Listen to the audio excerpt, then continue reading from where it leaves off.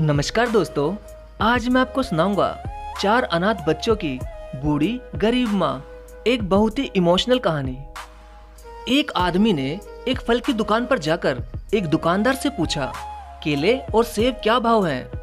तभी दुकानदार ने कहा कि केले 20 रुपए दर्जन और सेब 100 रुपए किलो।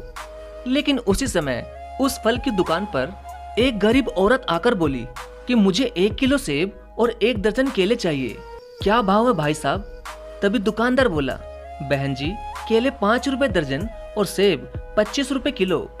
गरीब औरत ने अपनी पुरानी कपड़ों की थैली में से गले सड़े नोट निकाले और कहा कि भाई साहब, मुझे 1 किलो सेब और 1 दर्जन केले दे दीजिए।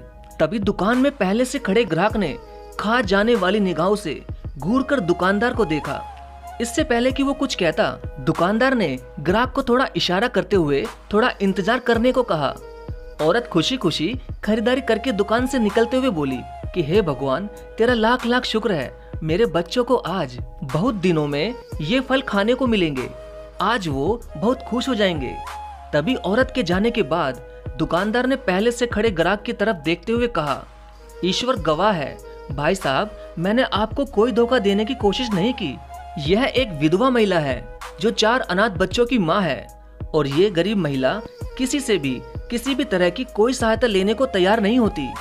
मैंने कई बार इसकी सहायता करने की कोशिश की, लेकिन ये गरीब महिला आज तक मुझसे तो क्या किसी से भी कोई सहायता कभी नहीं लेती। तब मुझे यही तरकीब सूझी कि जब कभी ये महिला मुझसे कुछ भी सामान लेने आएगी तो मैं उस सामान का दाम कम लगाकर इसे दे दूंगा, ताकि इसे ये ना लगे कि वह किसी की सहायता की मोहताज है। और मैं इसी तरह गरीब लोगों की थोड़ी बहुत सहायता कर देता हूँ।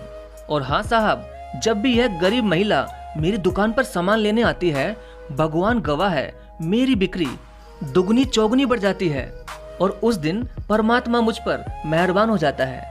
ये सब सुनकर ग्राहक की भी आंखें नम हो गई और उसने उसी समय उस दुकानदार को गले से लगा लिया और बिना किसी शिकायत के ही फल लेकर चला गया। वाकई में दोस्तों, खुशी अगर बांटना चाहो तो तरीका भी मिल जाता है। किसी गरीब की सहायता करने के लिए हमें कभी भी ज्यादा सोचना नहीं चाहिए, बस सहायता कर देनी चाहिए। आपका धन्यवाद।